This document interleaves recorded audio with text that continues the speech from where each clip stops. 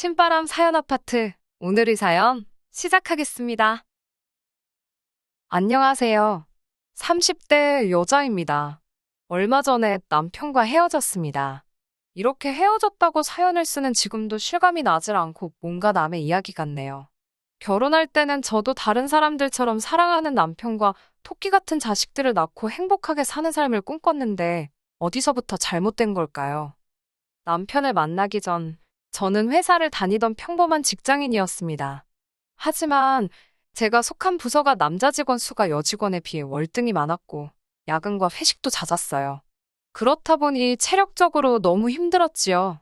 성격상 싫은 소리를 쉽게 하는 편이 아니라 어떻게든 버텨보려고 했는데 타 부서로 옮기기도 쉽지 않았고 일 자체도 제 적성에 맞지 않아서 정말 힘들더라고요.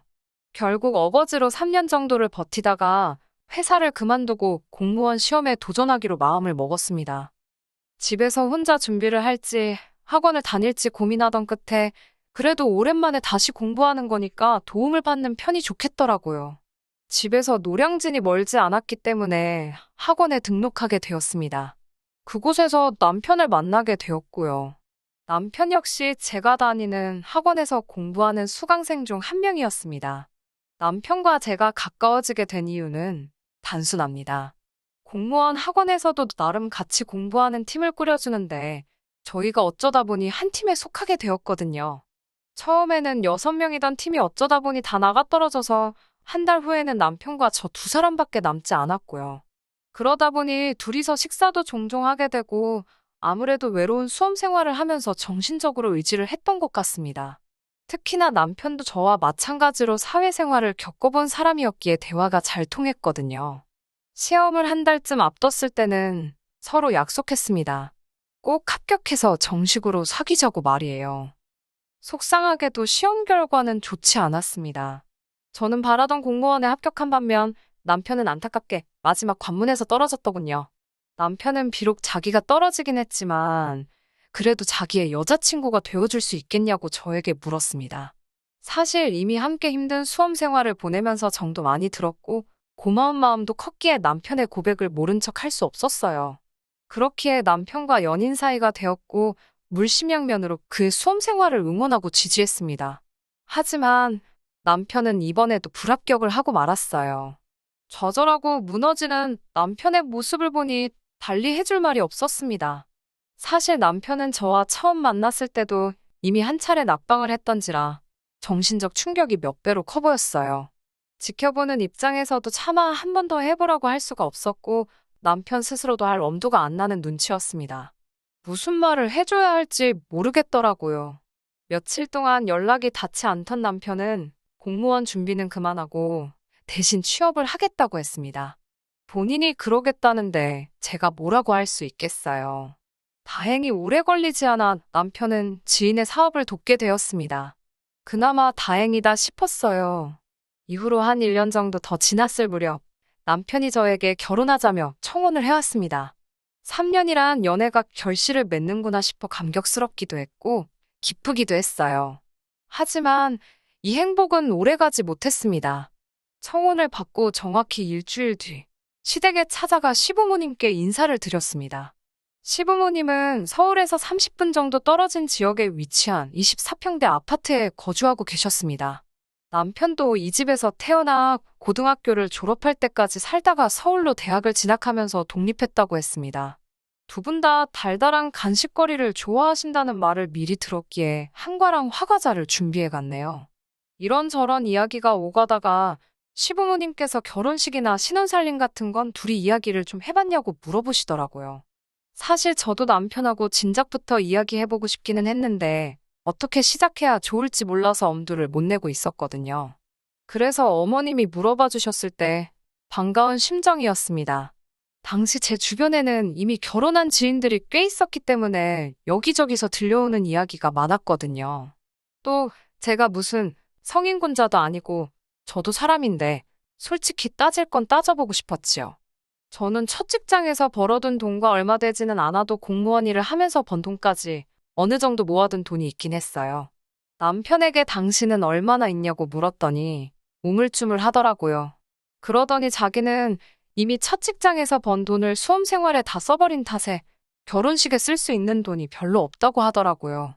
그 말을 듣는 순간 돈도 없으면서 무슨 생각으로 나한테 청혼을 한 건가 싶었어요. 망치로 머리를 한 대 맞은 느낌이 이런 건가 싶었지요. 본인도 나이가 있으니 조급해서 그랬나 싶기도 하고 짧은 순간이었지만 별의별 생각이 다 들더라고요. 제가 그 자리에서 표정 관리를 못한 건지 시부모님이 4천 정도는 해주실 수 있답니다. 제가 모은 돈 4천에 남편이 가진 돈 1,000, 그리고 시부모님 돈 4천. 그래도 1억뿐이었어요. 그날 이후로 차마 부동산 안에 들어가지도 못하고 바깥 유리에 붙어있는 A4 종이만 슬쩍슬쩍 대충 훑어만 봤어요. 역시나 어림택도 없다는 걸 알겠더라고요. 한편 제가 시댁에 인사를 드리고 왔다는 사실을 아신 친정부모님께서는 그 이후로 제가 가타부타 뭐 말이 없으니까 걱정이 되셨던 모양이에요. 도대체 무슨 일이냐며 절 붙잡고 물어보시더라고요. 결국 뾰족한 수를 찾지 못했던 제가 부모님께 상황을 털어놓았지요. 그러자 친정부모님께서는 그러면 이자 없이 빌려 쓴다 생각하고 당신들이 부족한 전세금을 빌려주신다 하셨습니다. 겨우 돈 때문에 좋은 사람을 놓치면 되겠냐면서 말이지요. 커다란 걱정거리를 순식간에 덜게 되니 마음이 너무 홀가분해지더라고요. 그 주 주말 마침 아버님 생신이었기에 다시 한번 시댁에 찾아가게 되었습니다. 그날은 신우와 신우 남편도 와 있더라고요. 남편보다 3살 많은 신우는 뚜렷한 직업은 없고 프리랜서로 활동하면서 자기 용돈 정도만 벌고 있다고 들었습니다. 신우 남편도 대학원을 다니고 있는 학생이라고 했고요.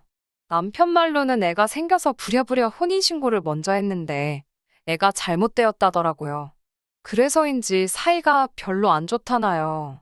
아무튼 아버님 생신상에 모여 다 같이 식사도 하고 이런저런 이야기가 오갔습니다. 그러다 제가 저희 친정에서 1억을 빌려주신다 하여 전세금을 해결할 수 있을 것 같다고 말씀을 드렸어요. 저는 시부모님도 그렇고 남편도 좋아할 줄 알았습니다. 그런데 순간 말 그대로 시간이 얼어붙은 것 같았습니다. 남편은 정말 감사한 일이라면서도 주변의 눈치를 살피는 듯 했고 어머님 역시 아버님과 신우 남편의 표정을 살피는 듯 했어요. 아버님께서는 왜 너희 아버지가 1억을 빌려주시냐면서 너희 둘 다 성인인데 너희들 이름으로 대출받으면 되지 않냐고 물으셨습니다. 약간 화가 나신 듯한 목소리였지요. 그리고 왠지는 모르겠지만 신우 남편이 밥을 다 먹지도 않고 먼저 일어나겠다며 자리를 박차고 일어났고 신우도 진짜 이럴 거냐면서 자기 남편을 따라 나가더라고요. 아무래도 제가 뭔가 말실수를 한 것 같았어요. 남편이 저에게 잠깐 이야기 좀 하자면서 방으로 저를 부르더라고요. 신우 남편이 평소에 처가, 그러니까 저에게는 시댁이네요. 돈 없는 걸 가지고 평소에도 신우를 못 살게 군다는 거예요. 그런데 이번에 처남, 그러니까 제 남편이 돈 있는 처가로 장가간다고 저러는 거랍니다. 제가 불난 집에 기름을 부었다나요. 너무 유치하고 어이가 없었어요. 한마디로 신우 남편 인성이 썩어 빠졌다는 건데 그게 제 탓은 아니잖아요. 무엇보다 제가 신우 남편이 속으로 무슨 생각을 하고 있는지 어떻게 알았겠어요. 다시 거실로 나오니 아버님은 아버님대로 저한테 잔뜩 화가 나셨더라고요. 하시는 말씀이 왜 저희 아버지께서 1억을 해주시냐입니다. 저희 전세금이 부족해서 도와주시고 싶어 하시는 거라고 다시 한번 제가 설명을 드렸더니 정말 그뿐이냐고 물으시는 거예요. 그럼 다른 뜻이 있어야 하는 거냐고 제가 물었습니다. 제 말투가 예의 바르지 못했다는 건 저도 인정합니다. 아버님께서는 혹시 저희 아버지가 당신과 기싸움이라도 지금 하려고 그러시는 거 아니냐고, 지금 1억으로 남편하고 당신 기죽이려고 그러는 거 아니냐고 따지셨어요. 제가 어이가 없어서 웃음이 다 나려고 하더라고요. 절대로 그런 거 아니니까 오해하지 마시라고 달래듯 풀어드렸습니다. 이때만 해도 솔직히 그저 나이 드신 아버님의 유치한 노여움 정도로 생각했어요. 하지만 결혼식을 올린 이후로 점점 뭐라고 해야 할까요? 이렇게 표현해도 될지 모르겠는데 남편을 포함한 시댁 식구들이 점점 염치가 없어지더라고요. 결혼식을 올리고 얼마 지나지 않아 친정 아버지의 생신이셨어요. 저희가 결혼할 수 있도록 큰 돈을 빌려주시기도 했고 이자도 받지 않으시는 만큼 용돈을 넉넉히 챙겨드리고 싶었습니다. 그래서 남편에게 한 50 정도 드리자고 했지요. 그런데 남편이 펄쩍 뛰면서 자기는 자기 부모님한테 한 번도 30 이상 드려본 적이 없다는 거예요. 하지만 남편은 매달 시부모님께 20만 원씩 용돈을 보내드리고 있고 생일은 또 따로 챙기는 걸 제가 알고 있거든요. 반면에 저희 부모님은 이자도 안 받으시고 다달이 저희로부터 용돈도 안 받으십니다. 남편도 그걸 뻔히 알면서 그런 반응을 보이니까 솔직히 정 떨어지더라고요. 결국 이 일을 계기로 저희는 부모님 용돈은 각자 챙기고 생활비도 반반 부담하기로 했습니다. 친정아버지가 갚지 말라고 하셨지만 제가 우겨서 다달이 20만 원씩 이자 명목으로 드리기로 하였고요. 남편은 저더러 이상한 똥꼬집이라고 했지만 이게 다 본인의 뻔뻔한 태도 때문에 생긴 일이라는 건 모르는 듯 했어요. 한 번은 이런 일도 있었네요. 얼마 지나지 않아 친정아버지께서 결혼 35주년 기념으로 친정어머니 차를 바꿔주셨습니다. 그러자 친정어머니께서 당신이 타시던 구형 그랜저를 저더러 갖겠냐고 물어보시더라고요. 당시 저와 남편은 제가 처녀 때부터 타던 차를 같이 쓰고 있었기에 이참에 두 대를 쓰는 것도 나쁘지 않겠다 싶더라고요. 그래서 좋다고 했습니다. 사실 구형 그랜저라고는 해도 친정어머니께서 어디 멀리 타고 다니신 것도 아니고 4년 정도밖에 가지고 계시지 않았기 때문에 상태도 굉장히 좋았어요. 그런데 남편이 시부모님께 뭐라고 했는지 시부모님께서 굉장히 언짢으신 투로 전화를 걸어오셨습니다. 저더러 하시는 말씀이 네 남편은 새 차 탈 줄 모르는 줄 아냐입니다. 그러면서 사돈도 너무 하시답니다. 새 차를 사주시던가 아니면 차라리 중고차를 팔아서 돈으로 주시지 받는 사람 기분은 생각도 안 하시나 보다고 불평을 늘어놓으시더군요. 황당했지요. 안 줘도 그만인 차를 생각해서 주신 건데 막말로 동네 고철상에 가져다 줬어도 이보다는 좋은 소리를 들었겠다 싶었습니다. 듣고 있자니 이건 뭐 말 그대로 시부모님이 저희 부모님을 무시하는 거잖아요. 순식간에 화가 나더라고요. 그렇게 마음에 안 드시면 아버님이 한 대 사주시지 그러세요. 이제까지 뭐 하시느라 아들 차 한 대도 못 사주셨냐고 쏴붙여버렸습니다. 그러자 저더러 말하는 싸가지 좀 보랍니다. 싸가지가 없어서 죄송하고 남편은 절대로 그 차 못 타게 할 테니 걱정 마세요. 라고 말씀드린 뒤 전화를 끊어버렸어요. 얼마 지나지 않아 남편이 퇴근을 하더군요. 씩씩거리며 현관을 들어오는 폼이 딱 봐도 아버님한테 벌써 무슨 일이 있었는지 들었는 모양이에요. 저는 차키 내놓으라고 했습니다. 타지 말라고요. 내 차도 우리 엄마 차도 다 타지 말라고요. 네 능력으로 사서 타라고 했습니다. 그러자 진짜 치사하게 이럴 거냐면서 키를 안 주더라고요. 제가 보험에서 당신 이름 다 뺄 거고 도난 신고해버릴 거니까 장난하는 거 아니라고 타지 말라고 했습니다. 다음 날 아침에 보니까 자기도 치사하고 더러웠는지 차키 꺼내놓고 출근했더라고요. 치워버렸습니다. 어머님한테 문자가 와 있기를 줬다가 뺏는 게 세상에서 제일 나쁜 짓거리랍니다. 무시해버렸어요. 이뿐만이 아닙니다. 사실 그간 서로 간에 마음 상했던 일들을 하나하나 다 적자면 밤을 새도 부족할 거예요. 그래도 어렵게 부부의 연을 맺은 만큼 저나 남편이나 예전으로 돌아가기 위해 나름의 노력을 했습니다. 그렇지만 둘이서 아무리 노력해도 시댁 식구들이 얽혀버리면 금세 원점으로 돌아가 버렸습니다. 모든 것이 수포로 돌아가 버리는 기분이었어요. 소용이 없더라고요. 그러다 최근의 일로 저희 두 사람의 관계의 종지부를 찍게 되었습니다. 얼마 전 신우랑 신우 남편이 결국 이혼을 한다는 소식을 듣게 되었습니다. 제가 워낙 그 부부랑 왕래가 없기도 했고 관심이 없었기도 해서 어쩌다 그 지경까지 이르렀는지 자세한 내막은 모르지만 소위 좋게 좋게는 아닌 듯 했어요. 남편도 자기 누나 일이라서 그런지 며칠 동안 표정이 안 좋더라고요. 하지만 저도 좋은 일도 아닌데 굳이 알고 싶지도 않아서 자세히 묻지는 않았습니다. 그러다 며칠 뒤 어머님으로부터 전화가 걸려왔어요. 만나서 할 이야기가 있다고 하시더라고요. 경험상 이렇게 각 잡고 밖에서 보자 하시면 안 좋은 이야기였기 때문에 저도 나름대로 마음의 준비를 하고 나갔습니다. 어머님이 말씀하신 카페에 도착하니 아버님도 같이 나와 계시더라고요. 저도 모르게 심장이 쿵쾅거리기 시작했습니다.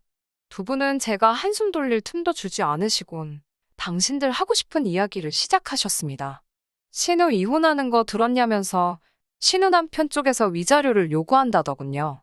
못돼 처먹은 자식인 건 진작에 알고 있었지만 끝까지 저러는 걸 보니까 아주 밥맛이라면서 욕을 하시는데 저는 그저 적당히 맞장구를 치고 있었습니다. 속으로 어디 가서 내 욕도 저렇게 하시겠지. 그런 생각을 하면서요. 그때 어머님께서 다시 위자료 이야기를 꺼내셨어요. 저더러 혹시 모아둔 돈 좀 없냐고 물어보시는 거예요. 당황스럽기도 했고 정말 없었기에 없다고 말씀드렸습니다. 그러자 아버님께서 니네 아버지 돈 많다고 니들 결혼할 때 1억 톡하고 내놓지 않았냐면서 거기다 한번 물어보랍니다. 제가 그 돈은 그때도 말씀드렸다시피 빌려주신 거고 그리고 저희 아버지가 왜 신우 위자료를 빌려주셔야 하냐 했어요. 그러자 아버님께서는 그럼 너네 결혼할 때 우리가 해준 4천만 원 내놓으랍니다. 우리는 쪼잔하게 빌려준 게 아니고 그냥 준 거였지만 저하는 꼬라지가 마음에 안 들어서 다시 돌려받으셔야겠다고요. 그 돈을 저를 주셨어요? 아버님이 저를 보고 주신 거라고요. 남편이 저한테 장가와야 되는데 돈이 없으니까 주신 게 아니고요. 라고 제가 따지자 그딴 거 모르겠고 당신 돈 내놓으랍니다. 정말 옛날 개그처럼 기가 차고 코가 차더라고요. 그 돈 막말로 무슨 제가 핸드백 하나라도 샀으면 말을 안 해요. 전세 구하는데 다 들어간 거 뻔히 하시는 분이 그러시니 진짜 웃기더라고요. 아버님은 혼자 씩씩대시더니 저더러 기다리랍니다. 그러더니 남편한테도 전화를 거시더라고요. 저도 차라리 잘 됐다 싶었어요. 이 자리에서 뭐가 됐던 간에 아주 결판을 지어야겠더라고요. 얼마 지나지 않아 남편도 금방 도착했더군요. 저와 시부모님 표정을 보고 분위기 파악이 됐는지 짜증스러운 얼굴로 무슨 일이냐고 묻길래 제가 아버님이 4천만 원 돌려달라신다고 짧게 대답했습니다. 그러자 아버님께서 네 마누라 말하는 사가지가 아주 개꼬라지라서 내가 그 돈 돌려받아야겠답니다. 지금 당장 가져오라고 아주 호통을 치시더라고요. 남편은 저를 보더니 너는 빨리 죄송하다고 못하냐면서 앞뒤 사정은 들어볼 생각도 안 하고 눈을 부라리더라고요. 카페에 있던 사람들이 수군거리는 소리는 들리지도 않는지 말이에요.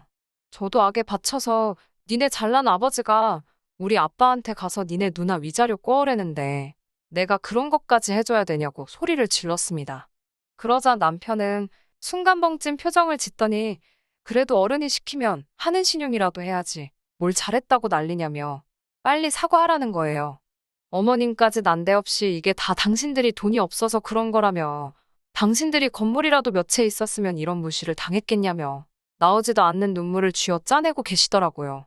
이 모든 꼴을 지켜보고 있는데 순간 마치 이 모든 상황이 현실 같지 않더라고요.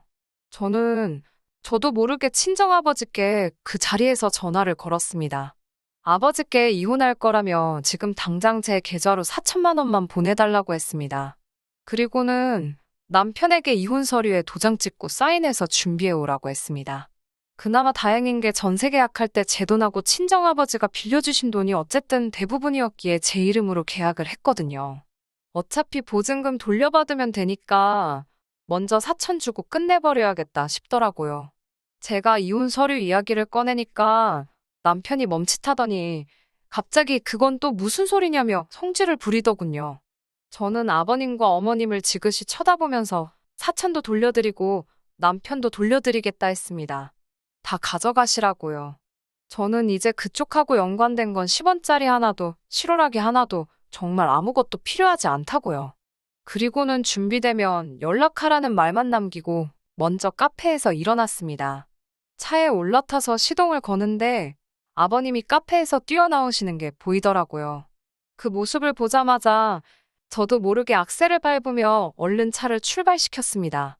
곧이어 전화가 미친 듯이 울리기 시작했지만 받지 않았고요. 집으로 오자마자 도어락 비밀번호부터 바꿨네요. 남편은 문자로 아무래도 자기가 순간 부모님 때문에 물불 못 가리고 말을 막 한 것 같다며 미안하답니다. 신우에 관한 일은 자기가 부모님과 잘 해결할 테니 신경 쓰지 말라며 장인어른께 잘 말씀드려 달라고요. 문자는 그냥 삭제해버렸습니다. 그런 식의 연락이 한 2주 가까이 오더니 결국은 남편이 이혼 서류를 가지고 저희 친정으로 찾아왔습니다. 친정아버지께서 현관 밖에 서 있는 남편에게 죽기 싫으면 서류만 놓고 꺼지라고 그러시더라고요. 쫄보 같은 인간, 서류만 놓고 정말 갔더군요. 들리는 소문으로는 저랑 갈라서면서 다시 시댁으로 들어갔답니다. 문제는 시댁으로 들어가고 나니까 제가 일하던 사무실까지 출퇴근 거리가 어지간히 멀어졌나 봐요. 차도 없잖아요. 아니나 다를까 하루가 멀다 하고 지각을 일삼아서 결국 잘렸다고 하더군요. 이제 그 나이에 어디 가서 무슨 일을 해서 먹고 살련지 뭐 알아서 살겠지요. 끝까지 들어주셔서 감사합니다. 오늘의 사연은 여기까지입니다. 구독과 좋아요, 알람 설정 부탁드리고 더 좋은 사연으로 다시 찾아뵙겠습니다. 감사합니다.